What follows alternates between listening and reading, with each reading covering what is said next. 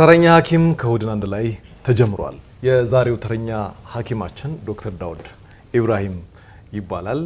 የጠቅላላ ሐኪም ነው።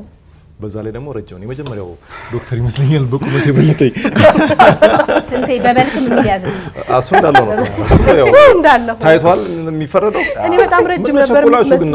አይ በጣም ረጅም አይደለም እኮ አብረን ምን ቆየኛ ጨጓሬ ልታስነሳለ የቤታችን ረጅም አጠራብኝ ዛሬ። በነገራችን ላይ ዶክተር ዝነኛም ጭምር ነው። ቲክቶክ ላይ ማህበራዊ ሚዲያን ለበጎ ተግባር ከሚጠቀሙት መካከል ተጠቃሽ ነው። ከ300 ሺህ በላይ ተከታዮች አሉት። አያስጨበጭብም ለዶክተር ይሄ አያስጨበጭብም። ይሄ ብቻ መስሎ ነው። የእውነት እኮ ቤት ለቤት እየመጡልን ሐኪሞቻችን እያከሙ የእውነት እኮ በጣም ብዙ ነገር እየረዳ ሐሳብን ራሱ ከማቅለል ይጀምራል ህክምናቸውና ከዛ አድሜ ልክ ነው ልክ ይሁን ነገር ሲፈልግ ብታይ ወዲያው ሰርች ሳረግ በቃ ቢያንስ እንኳን ወደዛ ለመድረስ ወደ እናንተ ጋር ለመድረስ ቀድመ የተወሰነች ነገር ጤና ተቋም እስከምንደርስ ፈርስት ኤድ ቲክቶክ ላይ የት መሄድ እንዳለብን ራሱ ማወቅ ቀላል ነገር አይደለም። ስለ ጨጓራ ህመምና ተያዥ ጉዳዮች ነው።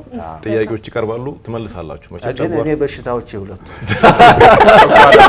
ጨጓራዬን የሚያስነሱብኝ ሁለቱ አረባክ እንደውም የመጀመሪያው ጥያቄ ካንተ እንትን ጋር ሊገናኝ ለኛ መድኃኒት ይሰጠናል። ለነሱ መድኃኒት ራሳቸው የሚያደርጉ ለኔ ግን መርፌ የጨጓራ በነገራችን ሁሉም ሰው ስለ ጨጓራ ያውቃል። እሺ አላቅም ኢትዮጵያ ውስጥ ብቻ ይሁን አላቅም እንደ ጨጓራ ብዙ ሐኪም ያለው ህመም አይቻላል። ብዙ ታማሚም እንደዛ ሁሉም ሰው ለራሱ ሐኪም ነው ሁሉም ለራሱ ሐኪም ሁሉም ማስተያየት ይሰጣል። ጨጓራ ላይ ሰው አላቅም ማለት ሁሉም ማስታገሻ ይሰጠናል ዶክተር። ስለዚህ እስቲ ከእናንተ ሐሳብ እንጀምራ። ሁሉም ማስተያየት ይሰጥ ከሆነ ለምሳሌ አንድ ሰው ቤት ሆኖ ልጅ ነው ብዙ ጊዜ ፈረደባቸው ልጆች ናቸው ማሳበቢያ ይሄ ልጅ ጨጓራ ይላጠው፣ ይሄ ልጅ ቆሽጤ ይላጠው፣ ጨጓራዬን አቆሰሉ ይባላል። ጨጓራ ይላጣል፣ ይቆስላል። ምንድነው ሐሳባችሁ እስቲ? በንዴት አዎ በንዴት ሊላጥ ይችላል። ይላጥ ይሄ ማሳየት ገሸለጠው የመጀመሪያው የጨጓራ መንስኤ ብስጭት ነው የሚመስለው። የጨጓራ ህመም መንስኤ ብስጭት ይመስላል። ግን ጨጓራ ያለበት ሰው አሁን ከሶስታችሁ ራሴን በራሴ አክሜ ያለብኝ ብዬ ወስኛለሁ። አለብኝ ብለሽ ነው የምታምኚው? አዎ ታክመሽ ነው አታውቂም? ጨጓራዬን ብለሽ ማለት ነው። አንድ ጊዜ ታክመሽ እና ሐኪም ጨጓራ ነው አለሽ? የጨጓራ ምንድን ይባል የጨጓራ ባክቴሪያ። እሺ አድሜስ አለበት ጨጓራ? የለብኝም ጨጓራ። እንደውም የመጀመሪያው ኢትዮጵያ ሳሎን አልቀር። እሺ ሊያስ ቋሚ የሆነ የጨጓራ እንትን ላይ ወይ ረፍት ሳጣ ወይ በጣም ሐሳብ ሲበዛብኝ እኔ የተለየ ነው በምግብ ሳይሆን ከዛን ወይ ደግሞ በልቼ ወዲያው ምተኛ ከሆነ ስለዚህ አለ ብለሽ ነው የምታምኚው? አልፎ አልፎ በእነዚህ ነገሮች የሚመጣ ስለዚህ የመጀመሪያውን ጥያቄ ሳንረሳው ይሄ አሁን ያላችሁት ሐሳብ እንዳለ ሆኖ ነገር ጨጓራ ያመጣል ብለን እናምናለን። ያቆስላል ብላችሁ ያቆስላል ማቁሰል ነው ማስመር ያለብን ማቁሰል ያቆስላል ይልጣል ያደማልን። እሺ ዶክተር እስቲ ሐሳብ ሰጡ እነሱ። እሺ የንዴት ያው አብዛኛው ሰው በሚናደድበት ሰዓት ላይ ጨጓራ ህመም ስሜት ይሰማል። እዚህ ጋር የማቃጠል ምናምን እሱ የጨጓራ ምልክት ነው። ነገር ግን ጨጓራ ህመም ስንል በጣም ሰፊ ነው። ቁስል አለው ራሱን የቻለ ደግሞ ጨጓራ ህመሙን ብቻ የሚሰማን አለ። እነኚህ ደግሞ ከመድኃኒት ጋር ተያይዘው ሊሆኑ ይችላሉ ወይ ደግሞ ከባክቴሪያ ጋር ተያይዘው ሊመጡ ይችላሉ። እና ንዴት በብቻው ማለት ለራሱ ጨጓራ የመላጥ ወይም ደግሞ ቁስል የማምጣት ነገር የለውም። በህክምናው አልሰር ነው የምንለውና ያንን ነገር የማምጣት የለውም። ነገር ግን ተያይዞ ከሱ ጋር የሚሄዱት ነገሮች ደግሞ ያንን ሊያባብሱና ሊያመጡ ይችላሉ። ንዴት በሚሰማን ጊዜ ጨጓራ የሚቀሰቀስብን ብዙ ጊዜ በምናደድበት ሰዓት የሆነ ሰውነታችን ይግላል። ሙሉ ደም የሚሄደው ወደ ሌላ ክፍል ነው ከጨጓራ ከአንጀት ከሱ በተሻለ መልኩ ማለት ነው። ስለዚህ የምንመገበው ምግብ እንቅስቃሴ ለማድረግ አንደኛ የደም ዝውውር ይፈልጋል። ሁለተኛ ደግሞ እነኚህ የአንጀቱ እንቅስቃሴ ለራሱ ስለማይኖር እዛ ጋር ቁጭ ያለ የመክበድ ስሜት ምናምን ይኖራቸዋል። ስለዚህ አሁን በምንናደድበት ሰዓት ላይ እዛ ጋር አሲዱ ተጨምሮ አለመንቀሳቀሱ ተጨምሮ የመክበድ ስሜት ተጨምሮ ይሄ ጨጓራ ስሜት ይቀሰቅሳል። ነገር ግን የማቁሰል ነገር የለውም። ነገር ግን ንዴት በሚፈጠርበት ሰዓት ሌሎች ተያያዥ ችግሮች ካሉ ስፔሻሊ ቁስል የሚያመጡ በኋላ ላይ እናወራበታለን የሚያመጡ ካሉ እነሱ እንደ አዲስ እንዲቀሰቀሱ ያደርጋቸዋል። ስለዚህ ንዴት ለብቻው አያመጣም። ግን ንዴት ጨጓራ እንደገና የመቀስቀስ አቅም ስላለው ሌሎቹም ማለት የማባባስና በራሱም የጨጓራ ህመምን የማስፋት ነገር ስላለው ያው ንዴት በተቻለ አቅም ለመቀነስ መሞከር ነው። ግን ዶክተር አሁን እንደ ባህሪያችን የተለያየ ተናዳጅ ሰው አለ፣ በተለያየ ምክንያቶች የሚናደድ ሰው አለ እና ሁሉም ተናዳጅ ሰው የጨጓራ ህመም ተጠቂ ሊሆን ይችላል ማለት እንችላለን? እንደዛ አንችልም። አሁን እንደየሰው ይለያያል። እንደሚያናድዱን ሰዎች ይለያያል። እንደሚናደደው እሷ በራስ ምታት ነው የሚያልፍልኝ። በእንቅልፍ ይወጣል። የእሷ ነው በእንቅልፍ የዋቂ ምክር ነው ያልኩት። ያንተን ለመመለስ ደግሞ እንደየሰው ነው ይሄ የማሳሳት አቅሙ የአሲድ መብዛት አቅሙ እንደየሰው ስለሚለያይ ሁሉም ጋር አንድ እኩል አይደለም። ልክ እንደ ኦዞን እየሳሳ ይመጣል ማለት ነው። እንደዛ ማለት ይቻላል። እሺ ለእናንተ ነው ጥያቄው። አንድ ሰው ጨጓራ ሲይዘው በተለምዶ ሎሚ በጥብጠህ ከሆነ ነገር ጋር ጠጣበት ይባላል። እንደገና ደግሞ ከፍ ሲልም ሚጥሚጣ በጥብጠህ ብትጠጣበት ይተውሃል።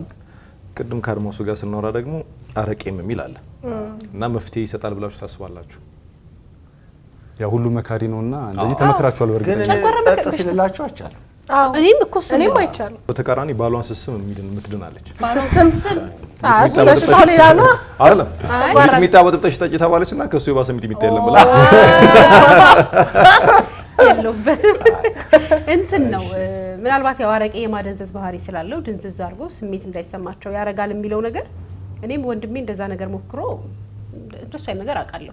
በጣም ሲያቃጥለው አይ ካረቄዋን ላፍ ሲያረግባት ድንዝዝ ያረግልኛል ይል ነበር። ግን ስለዚህ ይሰራል ብላችሁ ታምናላችሁ?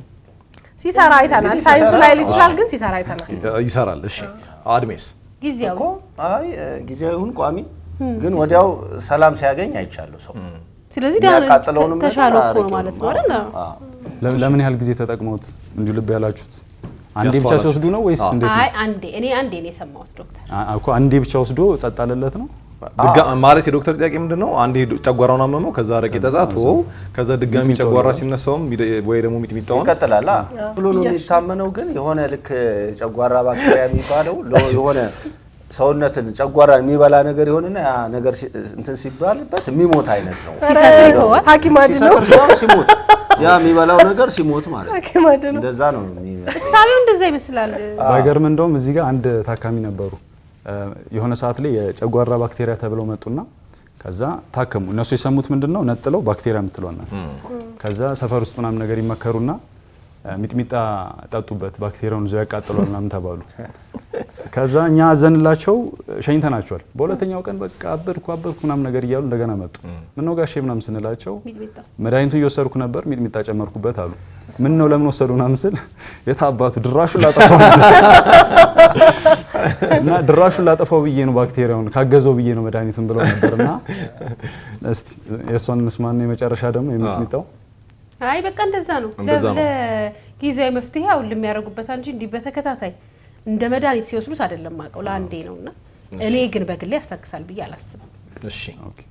እሺ የሚጥሚጣ ለሚለው አንዳንድ የሚደግፉ ጥናቶች አሉ። የሚጥሚጣው ግን እንደዚህኛ እንደምንለው አይደለም። ይሄ ማንኪያ እየተገለበጠ ተበጥጦ ምናምን ነገር አይደለም። ኢቭን ያኛው ላይ የሚለው ወደ 2.5 ግራም ትንሽ ናት። እሷን በየቀኑ ቁርስ ምሳ ራት እያደረጋችሁ ዋና ቁም ነገሩ ምንድነው እሳትን በእሳት ማን ነው እሾክን በእሾክ እንደሚባለው አለ እንደዛ ነገር ነው። ራሱ ያመጣዋል። ይሄንን ህመሙ የሚያመጣው ይሄ ካፕሲን የምንለው አለ ራሱን አክቲቭ ኮምፓውንድ ነው። እሱኛው ጨጓራ ላይ ህመሙን ይፈጥራል። ያንን ህመም ደግሞ ማደንዘዝ በቃ ያቺ ነርቭ አለች አይደል የማደንዘዝ ስራ በትንሽ መጠን እያደረገ መስራት እንችላለን ብለው ነው። ይሄንም ለረጅም ጊዜ ሞከሩት። ከዛ የተሳካላቸው አሉ። ግን እንደዚህ ኮንስታንት ተደርጎ በሐኪሞች ደረጃ እንደዚህ የሚታዘዝ ምናምን አይደለም። ኢቭን ሰዎች መሞከር ቢፈልጉ ለራሱ አጠገባቸው ሐኪም አማክረው መሆን መቻል ያለበት። የሎሚ የሚለው ደግሞ የሎሚ በውሃ ተበጥብጦ ያው በተለምዶ ምናምን ነገር ይሰራልናል ይባላል። ግን ይሄንን ሳይንቲፊካሊ የሚደግፍ ነገር የለም። የሚገርማችሁ ነገር እነኚህ የሚያቃጥሉ ይሄ ሞር ቅመም የበዛቸው ምናምን እንላቸው የአሲድ የመብዛቱን አቅምና ቦታው ላይ ደግሞ የመቆጣት የጨጓራን ቦታ የመቆጣት ነገር ይፈጥርበታል። ስለዚህ ያው በተለምዶ ይባልና ተመልሰው እንደገና ሐኪም ጋር ነው የሚሄዱትና ይሄ ነገር አይመከርም። ከዚህ ሌላ ደግሞ በጣም የሚገርማችሁ ነገር የጨጓራ ህመም በምንድነው አይደለም ይሄ በኖርማሊ በምናውቀው ጨጓራ ህመም ብቻ ብለን አይደለም። ያው እሷም እንዳለችው ባክቴሪያም አለ ከመድኃኒት ጋር ተያይዞም አለ ብዙ የሚመጡ አሉና እነሱ አሁን ቁስል ፈጥረው ከሆነ ይሄ ሚጥሚጣ የሚወስዱበት ከሆነ አንደኛ የሚታከምበትን ጊዜ ለራሱ እያረዘምንበት ችግሩ እየተባባሰ እንዲመጣ እያደረግነው ነው። ስለዚህ ሚጥሚጣ የሚያቃጥሉ ቅመሞች ምናምን ነገር ብዙ የሚመከሩ አይደለም። እሺ ይሄም አይመከር ከሆነ ግን አይታችኋል ሲደረግ እናንተ ራሳችሁ ላይ ባታረጉ ነገሩ ጤነኛ ነን ብላችኋል ሶስታችሁም። እንደው ጨጓራ ህመም ሲከሰት ሊያስታግስ ይችላል ብላችሁ የምታስቧቸው የምግብ አይነቶች ቤት ውስጥ ምን ሊመስሏችሁ ይችላሉ? እኔ ያስታግሰልኝ ምግብ ነው የምትለው? ያስታግሰልን ባጠቃላይ ምግብ ሊሆን ይችላል የሚያስታግስ አሁን ለምሳሌ ውሃ መጠጣት። እሺ ሲገርም እኔ ውሃ ያባብስብኛል። እናቴም ትላለች ሰው ውሃ እንዴት ያቃጥለዋል? ውሃ ያቃጥለኛል። እንደውም ዶክተርን መጠየቅ ፈልጋለሁ፣ መታከም ፈልጋለሁ። እሺ ጨጓራዬ ከተነሳ ውሃ ከጠጣው በጣም ነው የሚብሰው። መታከም ከፈለግሽ ግን መጀመሪያ ካርድ አውጪ። ነርስ ስንታየው ታዲያ እንዴ ዝም ብለን አልቆምንም እኮ።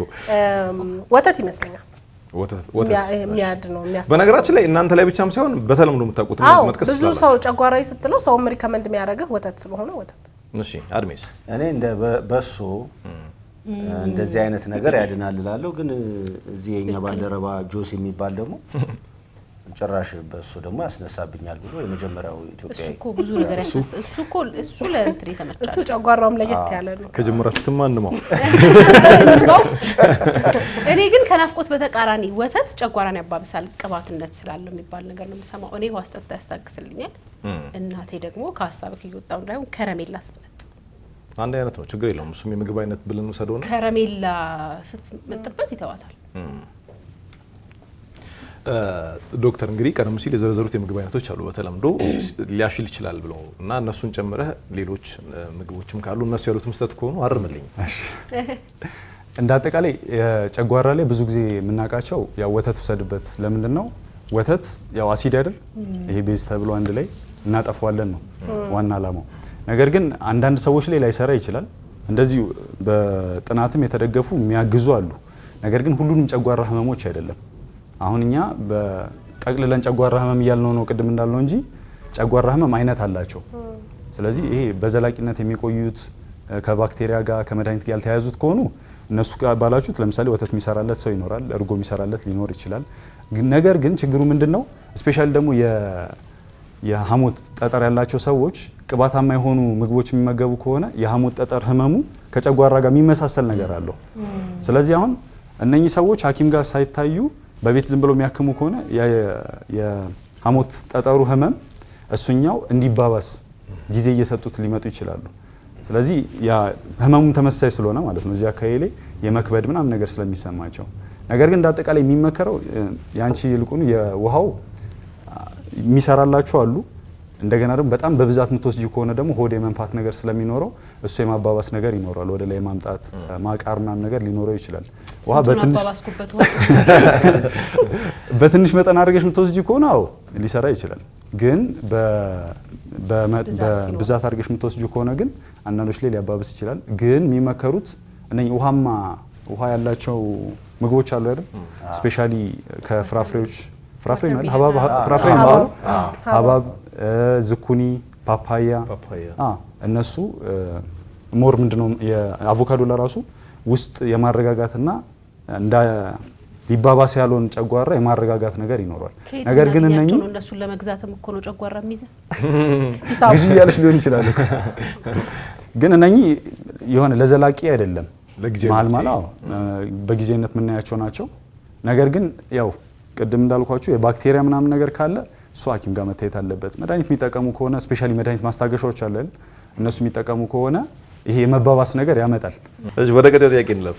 በተለምዶ እናንተ አድርጋችሁ ሊሆን ይችላል ቤት ውስጥ የምታዩቸው በአቅራቢያችሁ ሰዎች ካሉ ብዬ ነው ጥያቄ ማነሳው። ጨጓራ ሲያማቸው ፋርማሲ ሄደው መድኃኒት ገዝተው የሚጠቀሙ ሰዎች አሉ።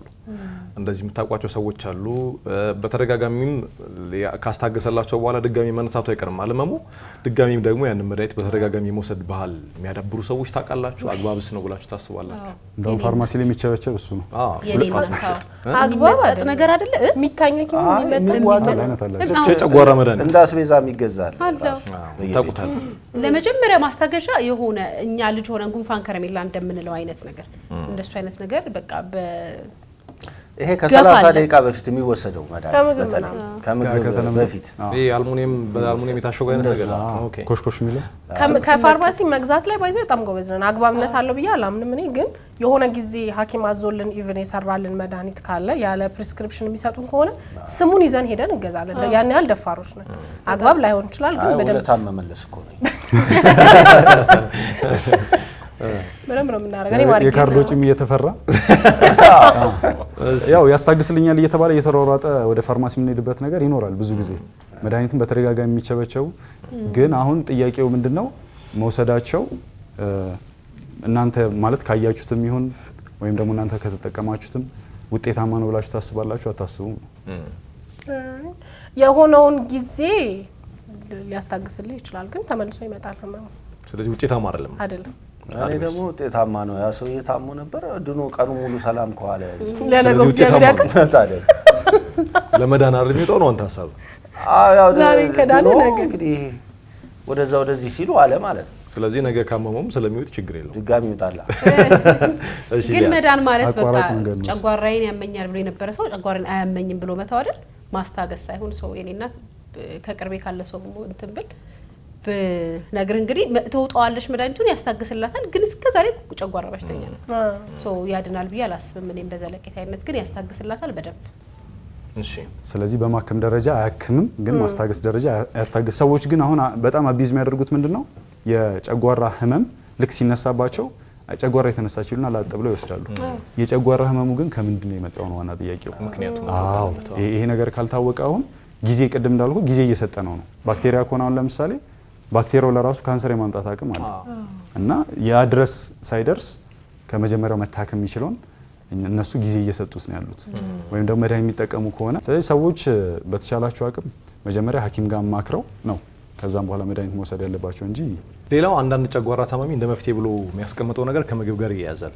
ለምሳሌ ምግብ ካልበላው ይተወኛል ብሎ አስቦ ምግብ እስካለ መብላት ወይ እስከ ማምረጥ የሚሄዱበት አጋጣሚ አለ። ምግብ አለ መብላት ከጨጓራ ህመም ጋር ተያይዞ ምን አይነት ችግር ያመጣ ብላችሁ ታስባላችሁ? እኔ የባሰ ችግር የሚያመጣ ይመስለኛል።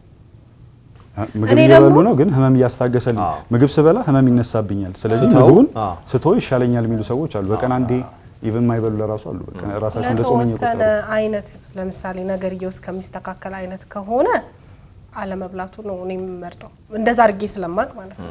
አንዳንዱ ደግሞ ያው ሰው የሚመክረን አይደል የምንሰማው፣ ብላበት ይተውሃል እያመመህም ቢሆን ብላ። አንዳንዶች አሁን ቮሚት አለው አይደለ፣ ቮሚትም ይኖረዋል። ከዛ ማስቀመጥም ጨጓራ ማስቀመጥ እንዳለው በቅርብ ነው የሰማሁት እኔ፣ ማስቀመጥም አለውና እሱን ከፍራቻ ሳልበላ ተሽሎኝ ያውቃል፣ ረጅም ሰዓት ሳልበላ። እሺ እኔ አለመብላት መፍትሄ ነው ብዬ አላስብም። ማለት ሲፋጭ ጨጓራ ራሱ ሂደቱ ወደ አንተ ስራ እንዳልገባ እንጂ እንትን አይደለ፣ ይሄ መፍጨት አይደለ። ሶ ባዶን ሲሆን እንደ ማሽን ነው የማይሆነው፣ እርሱን በራሱ እንደሚያፋጭ ማሽኑ እንደዛ ይሆናል ብዬ ስለማስብ አለመብላት መፍትሄ አይደለም። ግን ስንበላ ምግብ የሚስማማንን ምግብ መርጠን ከበላን፣ ለምሳሌ አሁን እኔ በጣም በቅርብ ማውቃቸው አፍለኛ እንጀራ ሲበላ የሚተው አለ። ዋናው እንጀራ ደግሞ የጤፍ እንጀራ ሲበላ የቦክቶ የተጋገረው ሲበላ የሚያሞሱ አቃለ፣ ምስር ሲበላ የሚያሞሱ አቃለ፣ ሽሮ ሲያረጋው ደግሞ ቀለል የሚለስ ሶ ምግብ መምረጥ ነው እንጂ መታው ምግቡን መፍትሄ ይሆናል ብዬ አላስብም። ምግብስ ጠግቦ መብላት ይቀሰቅሳል ብላችሁ ታስባላችሁ? በጣም ለሱ ምስክር ነኝ።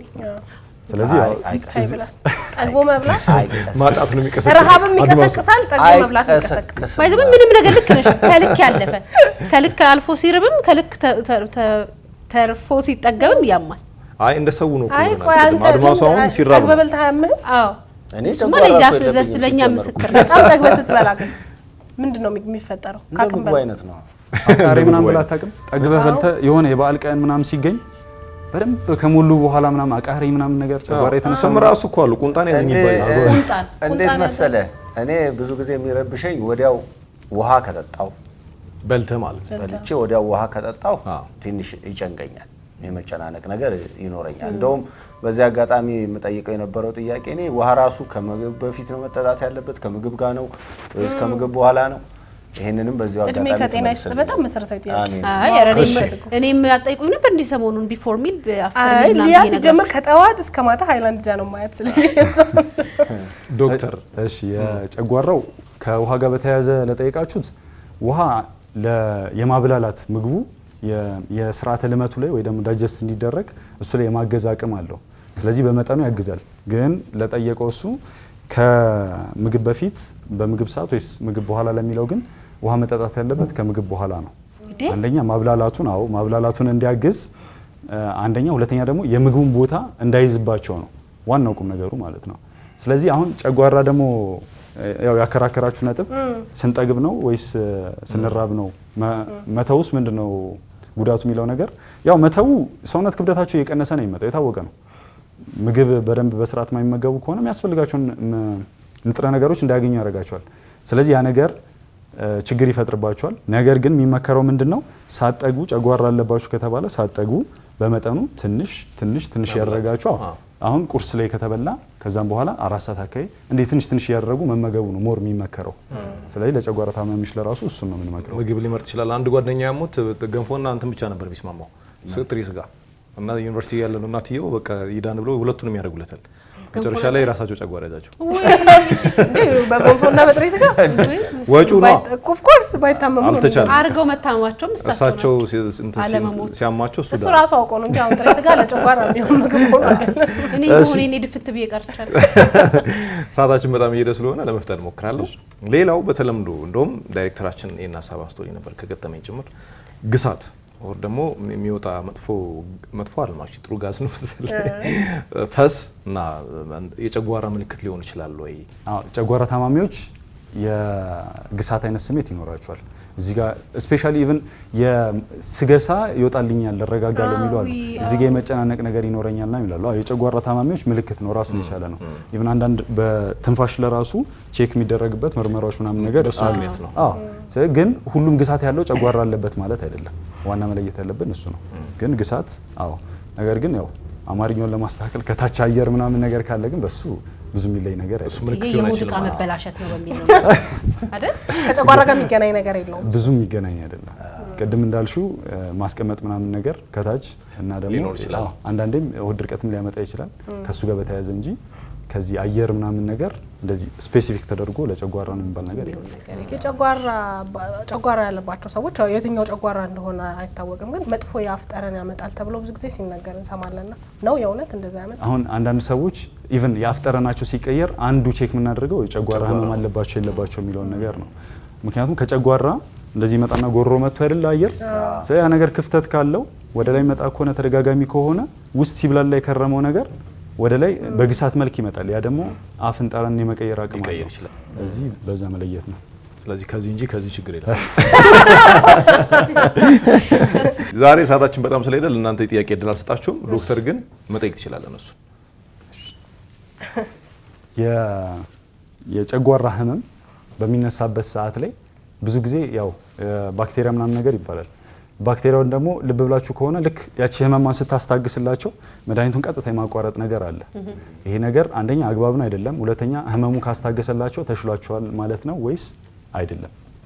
ለዚህ ትልቁ ብራንድ አምባሳደር መሆን ያለብኝ እኔ ነው። መድኃኒት አልጨርስም። እኔ መድኃኒት ከ3 ቀን በላይ ማለት ሰዎች ራሱ ጨጓራ ባክቴሪያ ከኔ ስህተት መማር አለባቸው። የሆነት ኢቭን ጨጓራም ሊሆን ይችላል። የጨጓራ ባክቴሪያ ተብዬ መድኃኒት ተሰጥቶኝ ነበር። ትንሽ እንደዚህ አይነት መድኃኒት 3 ቀን ላይ በቃ ደህና ሆንኩኝ፣ ተሻለኝ፣ ምልክቶቹ ቆሙ ምናምን።